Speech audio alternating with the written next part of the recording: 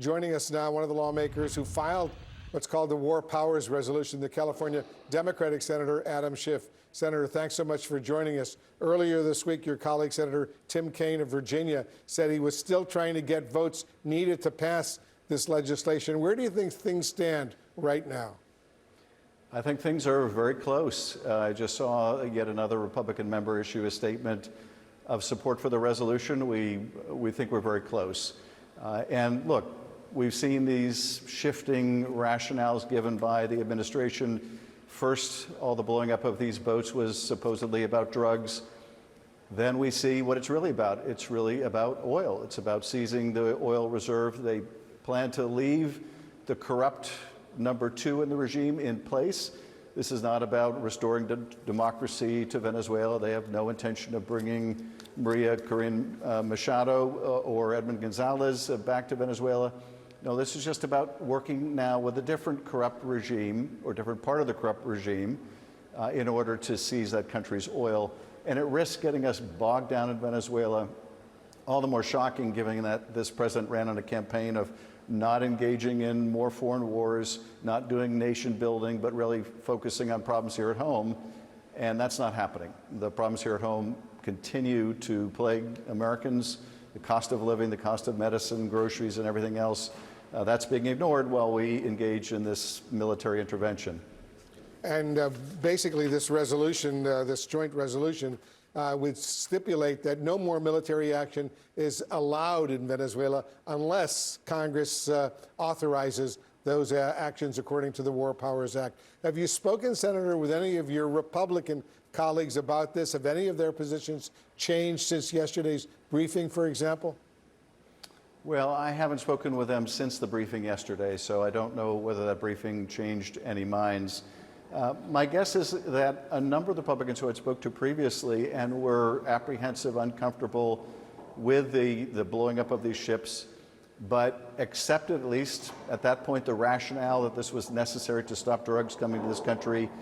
Now that they see this is about oil, now that they hear the president say that he is committed to running the country of Venezuela, perhaps indefinitely, but certainly for a period of months or years, that calculus changes. I think it's changed at least for one member, one Republican member who didn't support the last resolutions and we hope is now supporting this one.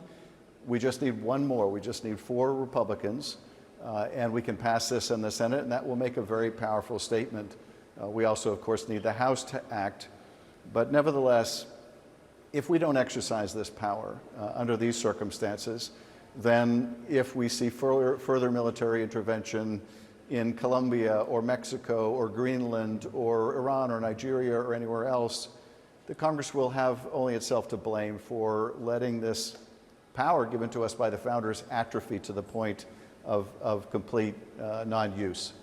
And it needs a simple majority in the Senate to be approved. Speaking of yesterday's highly classified briefing that you and other senators received, how much more can you share with us about the plan for Venezuela that the Secretary of State, Marco Rubio, laid out for the lawmakers yesterday? I was back briefed on it today, Wolf. I was actually in California meeting with fire victims on the anniversary of our terrible fires in California. But the briefing that I got really, just echoed, I think, the public rationale we're hearing that really just doesn't pass the smell test. And that public rationale the administration is now advocating was that this was a law enforcement operation with merely military support. That's absurd. If this were a law enforcement operation to seize a fugitive, that is Nicolas Maduro, it would have ended with his apprehension. But of course, our intervention in Venezuela is only beginning. We're going to be running that country apparently, and that is not any kind of law enforcement operation. This is a military and political operation. So the legal rationale doesn't really pass muster in any way. But I think also members of Congress, particularly those that were here during Iraq and the aftermath, seeing all of the hopeful statements from the administration that we can run this country at a distance, that we don't have to have boots on the ground, that the regime can be made compliant and pliant by our withholding of their oil sales. It sounds so eerily reminiscent of the hopes of democratic transformation in Iraq and the the absence of necessity of getting mired down there. We saw how well that turned out, or rather how very, very poorly. And I think there's a lot of concern, bipartisan, that we could be stepping into another quagmire here. As you know, the president gave a very lengthy interview to the New York Times. I assume you read chunks of that interview. What was your reaction to what he sees happening in the immediate period ahead? Well, there's a dissonance between what you hear Marco Rubio say, how essentially this is going to be time limited, it's just going to be a transition.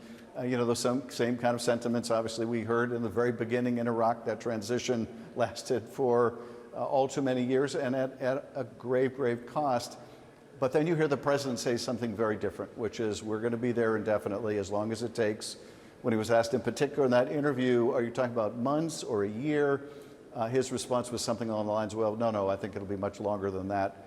So whether it is vis-a-vis Venezuela or what the president is saying about Greenland or other countries, it seems to be very much at odds with the much more limited statements, promises, pledges that we're hearing from the Secretary of State. But as we have seen throughout the past year, it's the president's word who goes here, not whatever kind of positive gloss we're hearing about it from Marco Rubio. Yeah, good point. Senator Adam Schiff, thanks as usual for joining us. Thanks, Wolf. Pamela. All right, Wolf, we're continuing